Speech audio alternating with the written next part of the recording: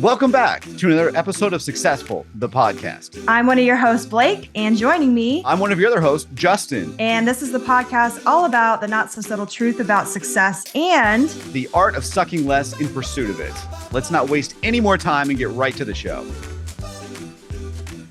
I want to say to our audience out there that Blake is really taking a step for health in a new direction for her, and she is drinking a ton of water, which I'm really proud of. She brought this jug a few seconds ago up. Let's see if I can get it to show up. Here, maybe if I hold it in front of me. There you go.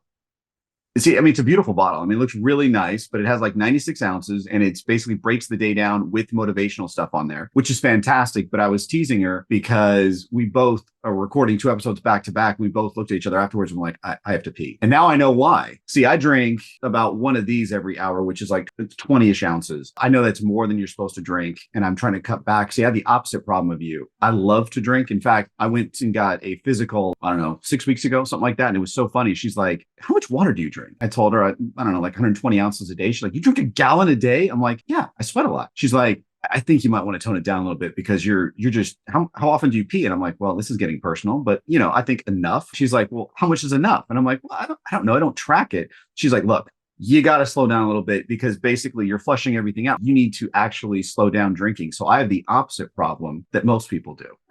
That's interesting. I've heard about it, but I've never met anybody actually who drinks more than they're supposed to. So that's intriguing. So wait, how does she know? Did she do blood work or something? Yeah. So in my physical, they did blood work. And basically what it showed was that year over year, it was potassium and I can't remember what else. They're like all the, not just electrolytes, but there was something else in there that was like slightly less. And she's like, do you take any supplements of any kind? And I said, I just eat normally. I don't really, especially for potassium, I eat bananas and stuff. So I don't think I need it. And she's like, well, how much do you drink? And that's how the whole conversation started. She's like, look, with the way you eat and everything like that, you should have plenty in your system, but it looks like you're actually basically peeing it out rather than being able to absorb. So she's like, look, just reduce it by like 10 to 15% and let's do blood work in a couple months and let's see how it goes. She goes, your blood work is great. You don't need to worry. But she's like, it's just, you're too active. And I'm like, well, thank you. And she's like, it's not a compliment. And I said, don't worry, I took it as one. She started giggling. She's like, usually I'm telling everyone, like you were saying, like they start their morning and they drink their coffee and then they don't drink again till lunch and then they'll have a soda or whatever. And she's like, you get up at 5:30 and you don't stop drinking. And I'm like, that is correct. Well, one thing I tried recently is I heard you're not supposed to drink your coffee or your tea. It's supposed to be like 45 minutes to an hour after you wake up. And you're supposed to drink, I knew you were always supposed to drink water first because you're supposed to rehydrate in the morning. But apparently there's something with your adrenal glands that it like cleanses things out and it keeps your cortisol levels like more correct. If you wait to drink anything, I mean, not even just tea or coffee, like anything other than water within a time frame after about an hour since you've woken up. And I started doing that more recently and I've noticed I have way more energy throughout the day. I feel less like stressed during the day, which is interesting because you wouldn't think something so small would make such a big difference. So I don't know. It's been interesting. I suggest you try it if you haven't. Well, I think I have to look back at my diet. I think I'm pretty close to that. I mean, because I don't usually drink or eat anything for at least 2-3 hours afterwards. So I will monitor and let you know. That's fascinating. Congratulations, because I think it's always good to play with things like that. Like, I think it's important to kind of like figure your body out and what works for you, because I heard this a while ago, but every body is different. And it's true. I read the other day, which blew me away, like the whole, because my body temperature is 97.3 typically. So I'm way below the 98.6. And so I was reading a few days ago in National Geographic that they think that the average that was done, I think it was like 1800 something of 98.6 was flawed to begin with. And I'm like, well, yeah, of course. I mean, what were they using back then? They can't have been that accurate. I mean, thermometers and were they under the armpit, were they rectal, were they mouth, all these different kinds of things matter. It was just interesting because they think now the actual average is 97.9, which makes sense. It's interesting. They're going to start adjusting, it looks like the threshold for fever and stuff, because it used to be 100.4. And for someone like me with my temperature so low, I mean, that's almost 4 degrees warmer than I am. I mean, that's a significant jump before you even get to fever level.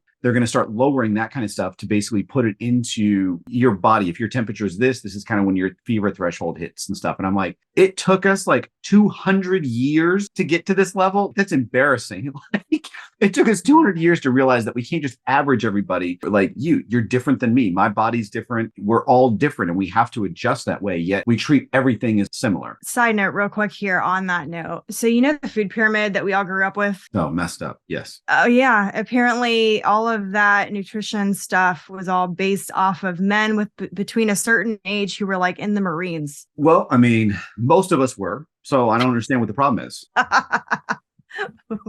Well, on a side note, audience, if you think that Justin and I should do an episode that is having to do with health or things like that are building you for success, comment in the comments down below. We'd love to hear if that's something that would interest you all. Absolutely. We would absolutely love that. And Blake, now that we've done a huge digression, which again makes the show so enjoyable, let's kick it off. I want to hear your first story, please. Sure. I had a business partner. She essentially had started this whole company on her own. It traveled all over the world. And because of that and what she was doing, she wanted an investor because she wanted to essentially build the company out to a different level.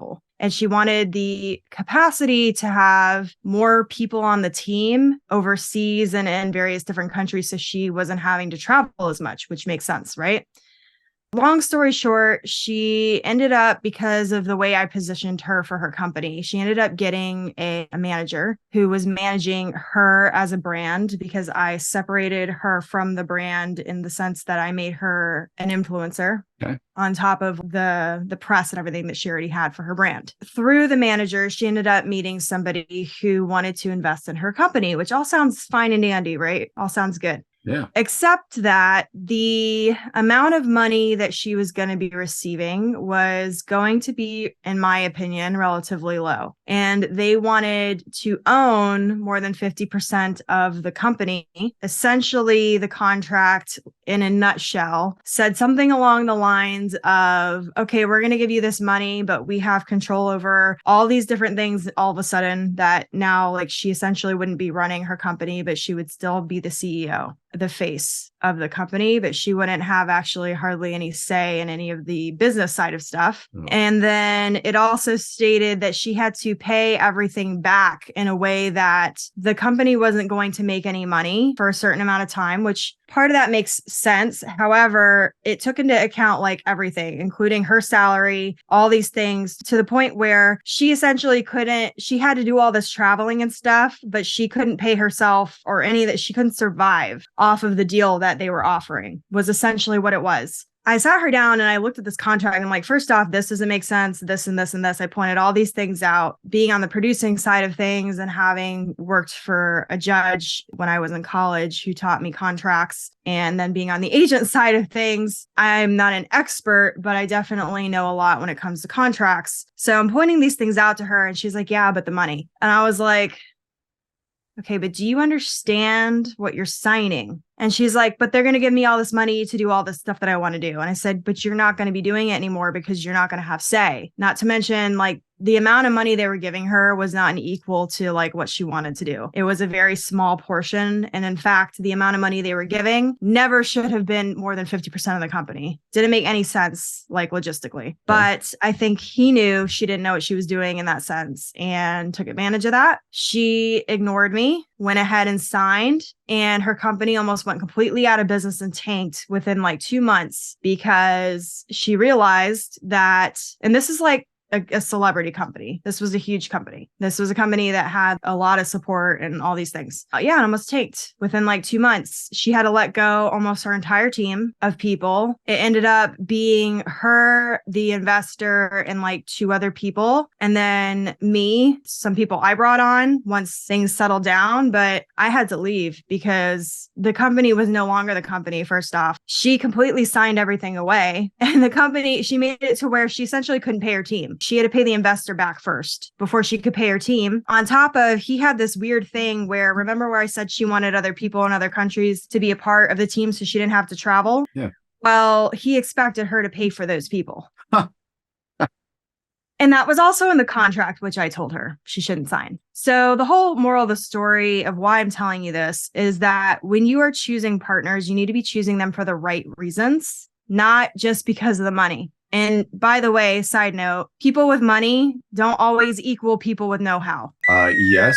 I would say that it's a prelude to a massive knowledge bomb there. That's a huge one because a lot of times you think that people with money have all the answers for whatever reason. Not true. Most people have inherited most stuff in today's world. So that's a side note. But I think you bring up a really, really important point here that especially when you get to like an entrepreneur level and you are being in a deal, like it feels so exciting to be part of a deal and be wanted and like the chase of it. And you're finally like, you see that this almost glow to this deal. And I think it's really important in addition to what you were saying, but also to take counsel with these things. Listen to people around you that are telling you things, right? It's not just who you're doing business with, but you have friends, you've got business colleagues, you've got whatever. Listen to their advice as well, because there's merit in that. And especially when you know it's coming from someone who wants you to succeed, wants you to thrive, and has your best interests at heart. Because a lot of the times it's easy to negate those things when you're looking at a certain sum of money standing in front of you. That's appealing. It's sexy in a lot of ways. And it kind of removes those barriers of fear of what happens at the end of the day, because you're like, well, I can do all this stuff now. But without paying attention to those fine details, without really acknowledging who is this person? Why are they investing in me? Asking deeper questions is really, really important. And I think that what I said a second ago is probably one of the most important phases of any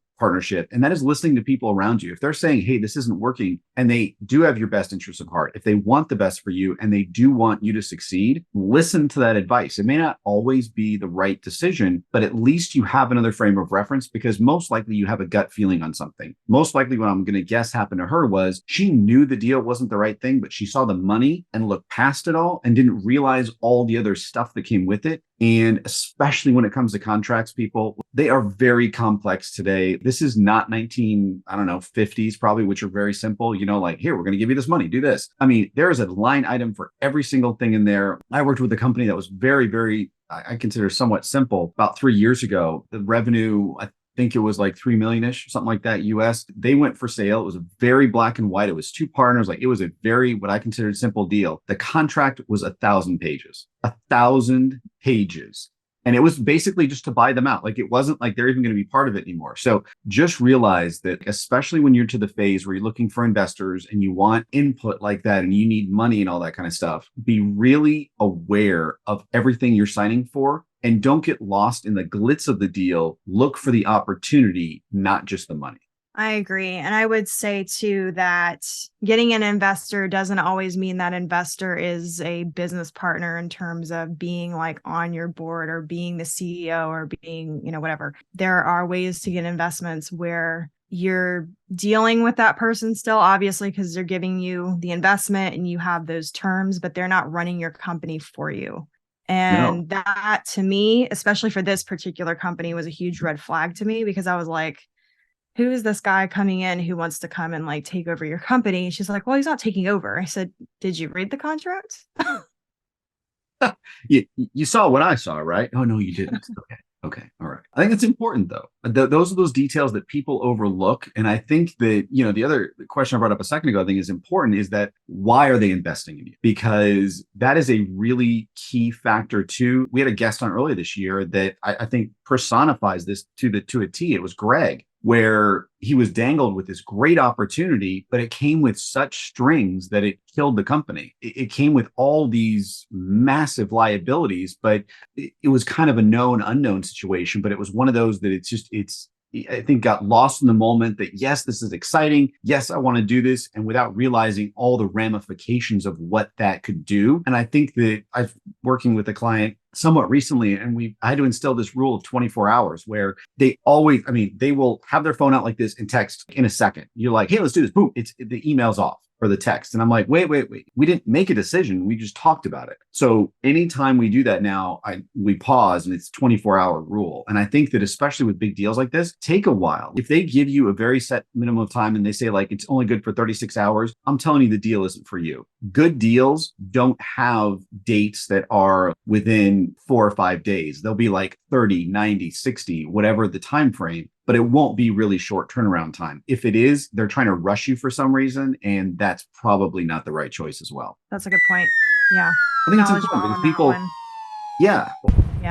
Thank you. But I think that's, again, it's so easy to overlook because you get excited in the moment. It's so easy to see that and go, wow, Wait. And we live in a culture of now, right? I mean, if you look at all the apps we use, everything else, it's designed to give you that rush. They're meant to be addictive. So we're addicted as a culture to that need of it's finite. It must be good. Let's do it now. Please don't become victim to that. As we become further down this road of AI and everything else, it's only going to get worse in that regard, I think. So keep some humanity in you and slow things down. There's no reason, even if you need the cash desperately or whatever, be intelligent about it and evaluate it carefully. Well, and especially if it's money based, you want to make sure that you're in alignment with where that money is going in terms of the investment. There's some investors who are very hands off. I believe in you. Here you go. But then there's other times when there's more strings attached, like we've been discussing, and you need to figure out where that line is. And if you are having to force the situation or you're having to make rush decisions on big ticket issues like that, something's off. Something's not right. I completely agree. And I think that we used to joke on my last big team that I was part of, we called it our spider senses, right? Like if your spider senses are tingling a little bit, follow that. There's something wrong here and listen to your intuition. You've been able to make it this far in life for a reason. If you've got bad instincts in life, most people don't last that long. Like my daughter, she has the best of intentions, but she's the type of person that can burn water. Like the other day, she happened to be at cheer practice and opened up her bag and dropped this huge, like 24, 48 ounce, I can't remember, it was a huge steel cup on some poor girl's foot. Then the cup spilled on some mom. Then she went to go reach down and get it. Her pants split. I'm like, this was all in like 30 seconds. So I'm like, Bailey, like, you are so accident prone. You've got to slow everything way down and be extra careful. And there's just people like that. I don't know why it is, but she is. If it can go wrong, it will go wrong for her. Like this morning, she's making breakfast and I'm upstairs working out. All of a sudden I hear this like, go, go, go, go, go. And she's like, I'm okay. I'm like, what?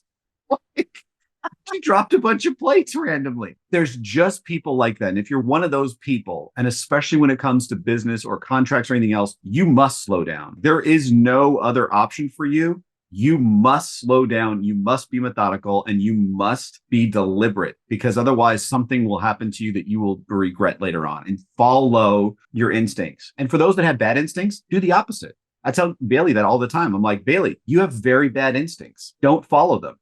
She gets mad at me.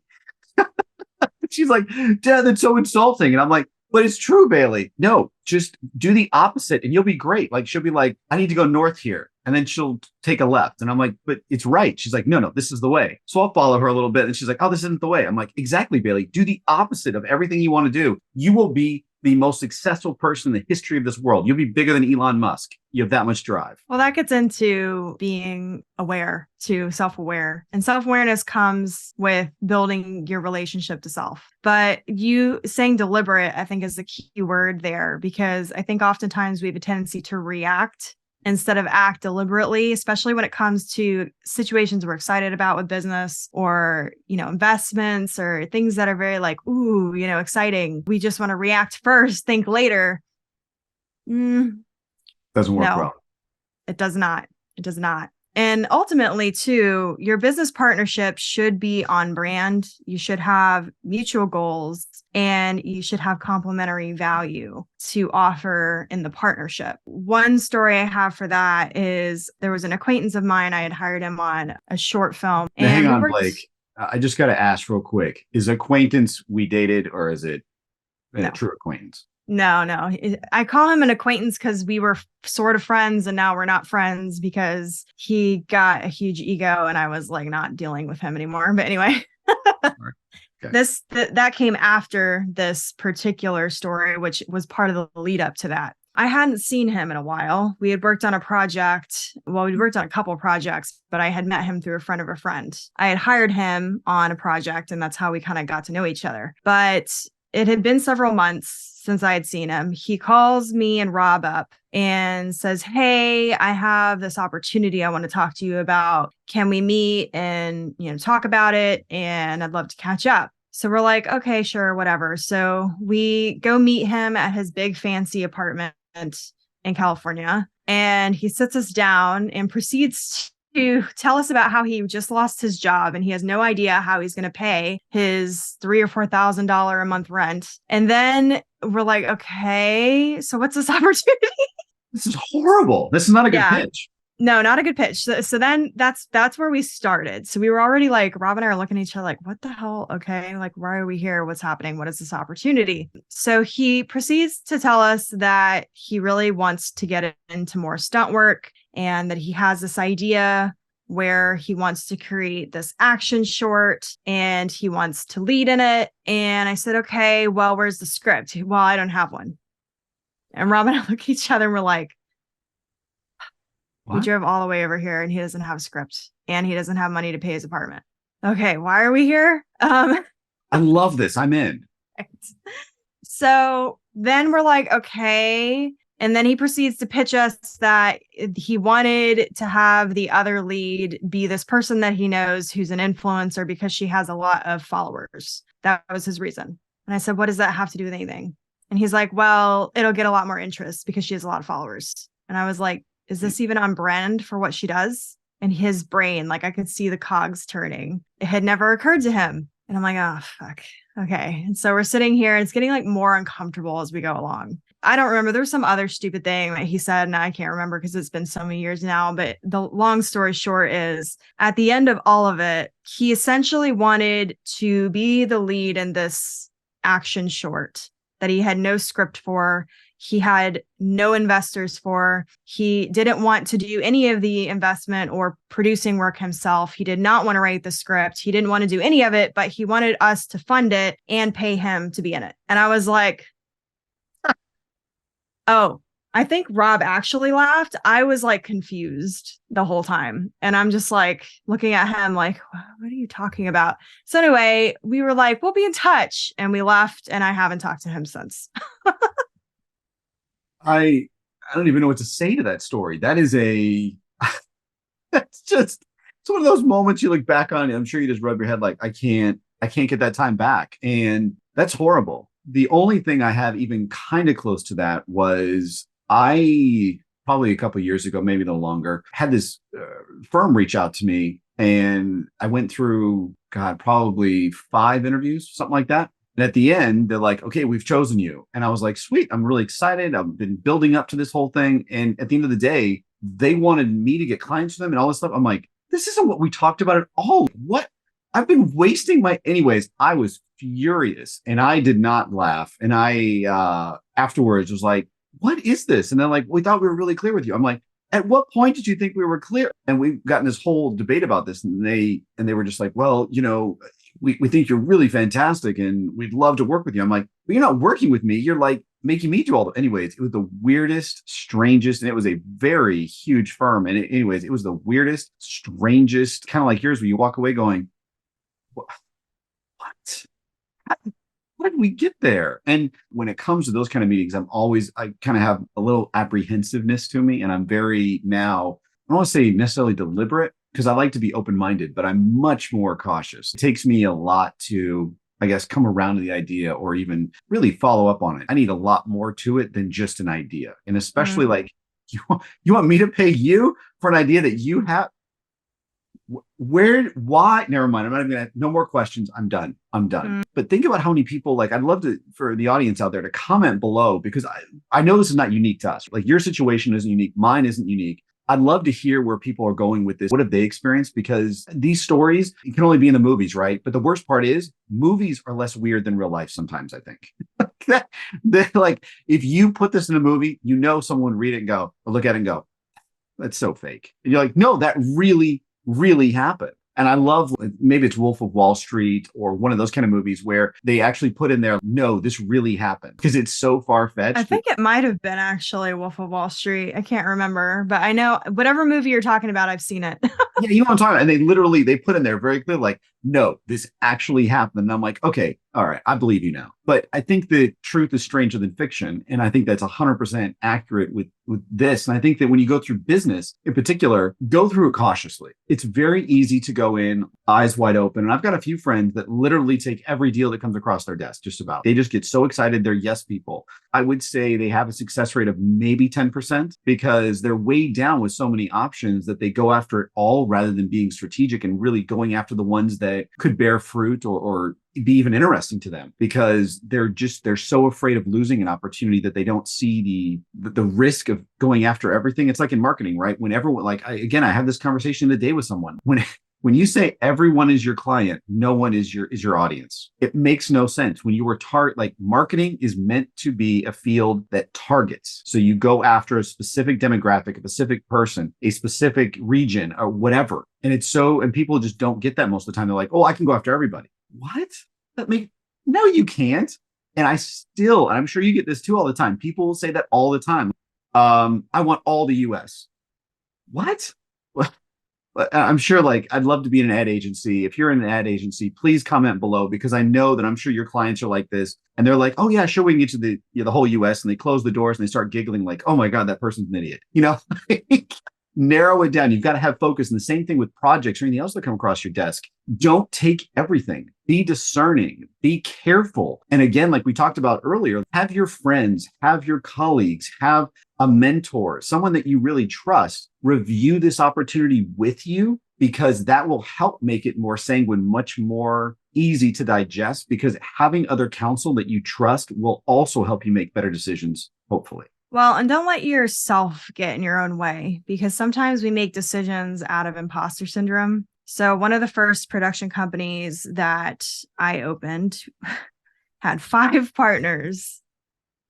I can't even fathom. 5. First off, that's too many partners, like, to be on like the executive tier of, yeah. Anyway, the point is, it's too many people. It's too many cooks. Like, when you're starting off with why are you laughing? Because I'm just laughing because I can only imagine, like, I'm just giggling because, like, starting a company with 5, like, yeah. I mean, it's so overwhelming, and I'm sure it was incredibly stressful too. Oh yeah. And we were essentially 3 companies under one umbrella, which is what ended up happening long term. We all split into 3 different companies, which is how it probably should have been in the beginning. But it was just a nightmare. So there was me and my business partner, who we were already planning on opening a company. Then somehow we ended up meeting our 3rd business partner. I can't remember how we met them. The reason why we thought it was a good idea to partner was because he had done stuff out on the West Coast, whereas we had our people out on the East Coast. So in theory, we were going to merge the 2 sides of the United States together, which all makes sense if you're 20. But anyway, but then it was the whole idea of, oh, we need more funding, blah, blah, blah. And then I don't remember who brought on the other 2, but the other 2 came from a family with money. We're already in the middle of doing, I think actually a 3rd partner was working on a project for them or something. And then we all came together and thought it would be a great idea for us to open a production company together, because we all wanted to be filmmakers. Not enough to open a company, but anyway, you're young and stuff and you make choices. And anyway, we're going to pass that part. Anyhow, so we split. Wait, what? Hang on, just real quick. If you didn't just have, like, I think this is an important piece though too, because I want to hear the ending here, but I also want to help people with this part because I think it's so important. It's easy to get caught up in that moment though, right? Because you get excited and you feel like you've got the right people in place. So it feels like it's starting to form a team. And then you start realizing at some point, which you're going to get to here in a second, where what the hell did I just do? Like, what have I done? And I think that, again, it goes back to what we talked about in probably the last 3 combined. Part of this is slowing down a little bit, being more deliberate, asking those questions and going forward here. And so I don't want you to ever feel like, because you rushed over, you're like, well, no, that's the important piece. Like, don't feel dumb. Don't feel like whatever you're feeling, because it's natural. I've done those things. And I guarantee you our audience has done those things. You're not, again, unique here, but I think those lessons have set you up for success later in life, though. No, it definitely did. But I'll say that particular company, there's so much animosity between all of us. So much animosity. Still? Oh yeah, there's still parts of that company we do not talk at all. Yeah. So anyway, I'm gonna skip that part because that part I can't really discuss on air. But No, I don't want you to. Yeah, let's let's just get to the say good stuff. that certain people got into the company because they wanted to have relationships with other people in the company, not because of anything else. And yeah. Red flag. Yes.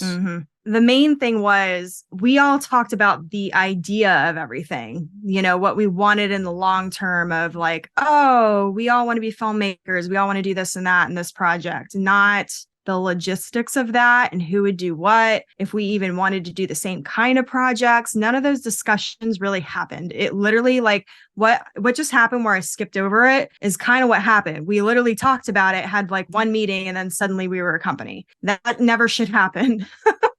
Never should happen. There should be multiple discussions. I think if you're going to go into business with somebody, you should work on something together first before you ever talk about doing it in a business capacity. I could not agree more. And just to iterate on a point that you had a second ago, I highly recommend, especially if it's an ex or someone that you are interested in, business is not the place for either of those usually. Most people do not have the emotional intelligence to make it work. If it's that way, again, massive red flag. Or if you could have a potential interest too. Because in this scenario, it was that somebody had potential interest and that interest turned into something else for that person and it caused issues in the company. If you have a potential interest, that should be openly discussed and that should be something that is taken into account before you go into business, not after, because that's what happened. I agree 100%. But I would just say one thing to this point here, because sometimes though, and I'm sure you've run across this too, you've worked together so tightly that a bond naturally formed. Like there is sometimes you guys naturally coalesce together and there is some kind of crossover there. And I think that's a natural part of human, if it's mutual, right? Like I think sometimes, like if you don't go in it with the intention of that happening, but sometimes, especially if you're both single and you're together all the time and these things happen, it is natural for it to progress there. But I think before you do anything, you have discussions about it and you slow it down and you're deliberate about it. But if it does make sense, I also don't want to stop that, because sometimes I've got a couple friends that have some of the best relationships that I know where they were set up on a team. It wasn't an entrepreneurial team, but they were set up like on work, whatever. And they were traveling, like one of them was traveling back and forth to Germany or something like that together. And they were living and all these kind of things that naturally just progressed into, and they're married, I think 22 years, something like that. So again, and happily, not just married, they're happily. So I think if it naturally progresses that way, but if you go into it, especially like it sounds like this became like lust or one of those weird emotions. This was unrequited love. That was not mutual. Worst. Oh yeah. Yeah, let's not go there, people. So please, no, that never works. And then not even in the movies, there's a great quote from Steve Martin that says like everything you need to know from life comes from you just watch the movies. There's never a movie where that works out. Okay. Mm-hmm. There's a reason for it. No. But if it does naturally progress, yeah, I think there's nothing wrong with that. If you have the same goals and it's openly communicated and it's mutual. Always, please. Everything has to be mutual here. There is no exclusion to that. I want to just lay that in the line here that yes, it needs to be 100% reciprocated and mutual. Yes, but there are plenty of people, especially in the entertainment industry. I mean, gosh, there's so many actors and people in the industry who date. I mean, you are more likely to date somebody at some point if you are in an industry where that's who you're always surrounded by. So that's going to be a normal situation. It's just make sure your communication's on par with where you're wanting to go. Obviously that it's mutual and that you have the same goals in mind, and also that you're not competing, because that gets into something that's a little off topic here. But in terms of partnerships, if you are in the same industry or you are doing the same type of thing and you start dating, you don't want to be competing with each other. That does not set up for a good partnership. You're going to need to figure out how to keep the competition part out of it if you're in a romantic relationship with somebody that you're in business with, because that's going to cause problems. I could not agree more. The only time I've actually seen it work, though, so I'll give you one example where I saw it work, was its complementary competitiveness. So for instance, yes. There were two of my best buds in college formed a company together. And the only reason it really worked was they're both crazy driven and they were salespeople. So they would compete with each other and say, I'm going to get 5 new clients. So I'm going to get 6. That was really healthy. And in fact, to the point where it became like $100 million company in like 5 years. So wow. That to me worked. Like that is a great example of a healthy competitiveness because it was for the end of the company. Like it was for the best in the company. Like if your goals are aligned, for instance, if you are in a field where you're trying to create new products in a competitive environment like that, that's really helpful because you can have you working and inventing very quickly. Like I love that kind of stuff. So I think those are productive. But if you are harming the company or in a way, or you are hurting your relationship, that is the worst thing you can do. And especially if you're just like one of my pet peeves in life are people that are just competitive to be competitive. I coach my 7-year-old soccer. And some of the dads on there are the biggest fucking douchebags on earth. They treat it like it is the World Cup every time these kids play. And I've had to bench a few parents because I'm like, they're 7 years old. Like they're 7.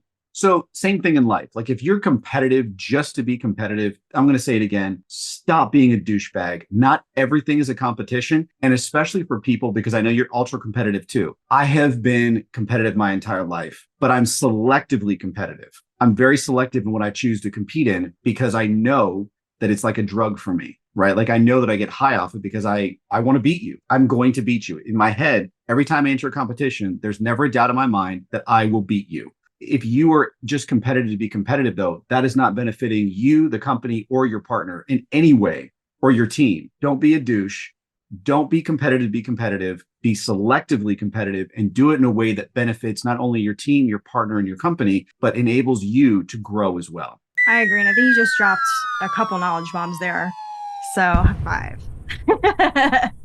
But I mean, I think being selective is the key here, and being selective in the right ways, because the moral of the story with having the multiple partners and then all of us splitting off in different directions was the reason we all thought we needed each other was because there was some piece that we felt somehow inadequate in. Since then, and like shortly after that, within like, let's see, I'm trying to think of the time frame here. I think it was within like a year or two of breaking off and creating our own company, and then me going on after that, because we eventually closed that company. I ended up doing everything myself and was 10 times more successful that I thought I needed those partners for. And the point I'm making is not that you don't need help, because you do. You absolutely do. And when I say I did it myself, I had people helping me. But what I mean by that is I figured out the pieces that I felt inadequate in or that I was insecure in. I figured out how to do it. If you're in a company and just because you think you don't know how to do something or whatever, doesn't mean you can't learn how to do it. Don't bring someone in just because you assume that they may have that knowledge or you assume they're going to be better at it than you or whatever. Be willing to step out of your comfort zone and make the decisions based off of what's best for you and the company, not just out of your insecurities, I guess is the point I'm making. I love that. I think that's absolutely right. I think, again, that's not only a knowledge bomb. I think it's a beautiful summarization again,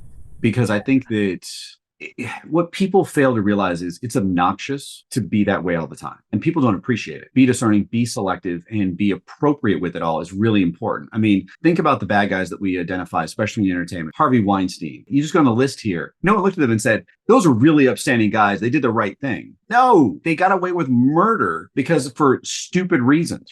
Don't be one of those reasons and don't be one of those people. There are great examples of awesome humanitarians out there that have done a lot. Like the other day, Susan Summers died. And it was interesting reading her story because I didn't know much about, especially like her pay on Three's Company. And I never watched the show, but I mean, I know it was a big deal. Like my mom loved it and whatever. But John made, I think, 50,000 an episode and she made 30. And she was fighting the whole time to get that. And at some point she was fighting and got fired because she just wanted equal pay. That is insane to me. That like, I'm glad that we're blowing the ceiling off of a lot of these things because it's stupid. It's dumb to ever do things like that. And that's a great example of she also made a good choice because she became successful in other ways. Same thing with your partnership. It ended in a weird way, but like you said, you became successful because you learned lessons from that and you took a slightly different approach to it going forward. So you didn't get burned again. And so I think that those little pieces, if you hang on it, like for instance, I got really, really upset over something that happened about a month ago now. And it was like, just pissed me off. And I heard this great Buddhist parable, and I won't say it all here, but basically it goes like this. There's these two Buddhists walking down the street,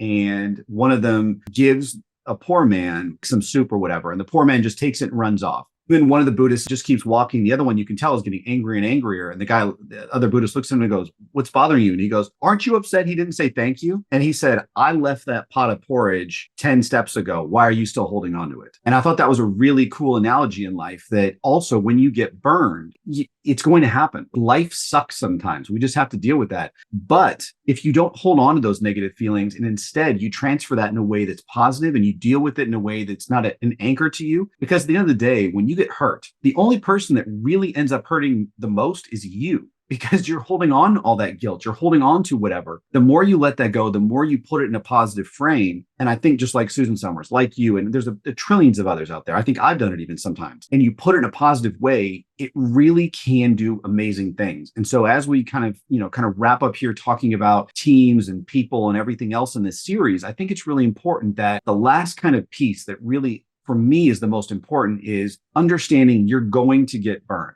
Things will not always work out. But if you harbor resentment and guilt and everything else towards that, the only person that's going to reap the misfortune of all that is you. You have a full choice now to decide, are you going to take positive action or are you going to hold on to that? Massive choice to make. It sounds easy. It sounds simple, but it's not. No. And it's often not simple. It often takes some time to really decide and figure out what's actually bothering you too, and using that self-awareness.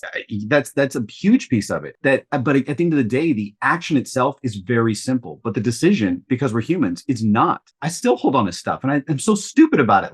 And I know I'm sure you do too. And at the end of the day, I'm like, I want to let this go, but I just mentally can't. So, but please continue. Well, and I was going to say too, sometimes, we always assume that having really good communication is going to solve all those problems or is going to prevent them. But I've been in partnerships where we have great communication, especially when it comes to all of the long-term things we want to achieve are all in alignment. How we want to go about it is all in alignment, but the action is not in alignment for the other person. That's something that, especially early on when I was in business, I struggled a lot because a lot of people had a lot of ambition, but didn't have the drive behind it or didn't know how to have what steps to take and how to get there. So they just sort of didn't do anything. They just talked about it. Sometimes it does take a little bit of discernment, and it takes a little bit of putting yourself in a position where the stakes are low to figure out where the other person or other people actually stand so that you can figure out whether or not you should move forward. And then you have to advocate for yourself. When I was in college, I was offered an option for a feature film script, which of course my partner and I were all excited about. We were co-writing. This was somebody who was already established in the industry. We sat down with them. He loved the idea. All sounds great so far, right? We get the contract.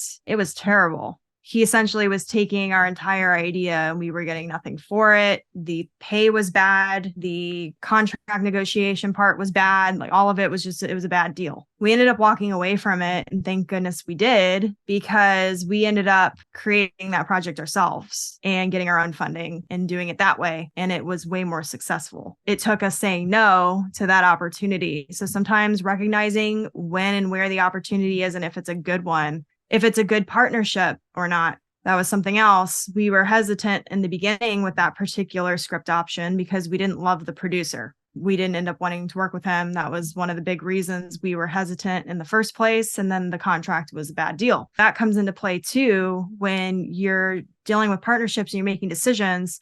Do you even want to work with that person? I mean, it sounds like a simple question, but you'd be surprised how many times people overlook that part. Do you even want to work with that person?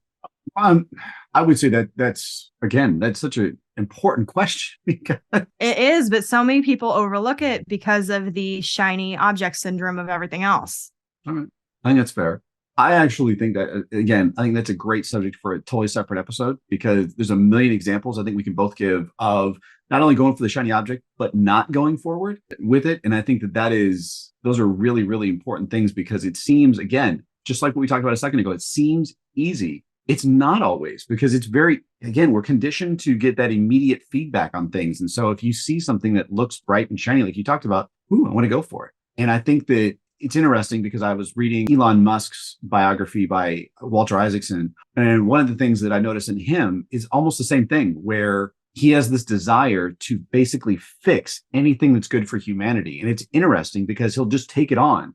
And then he burns himself out and gets stressed. He goes through this whole cycle. The book is basically a cycle of things. It starts with PayPal, and then it starts with Tesla, and it goes all these different things. And it's just interesting because it's the same cycle in him. And when you're looking at the book, you're like, I know exactly what's going to happen next with Twitter. You can already see it because it's the same pattern every time. And he gets it to work out. But I guarantee you that man's going to have a heart attack soon because he builds so much stress and there's so much lack of support around him because he's turned so many people away. And it's just interesting the sacrifices he's made to go after all these things when in reality, was it worth it? Was it not? I don't know. That's for him to judge. But it's just interesting looking at someone else's life. And I think sometimes we do that. That's why I think journaling is so important. If you can go back and do that for yourself, you're going to be a million times ahead of someone else because most people don't do those things. We joked about at the beginning here with the water. Most people don't do those things, yet we all know we should. There's no one on the planet that says, except for me, maybe, I drink too much.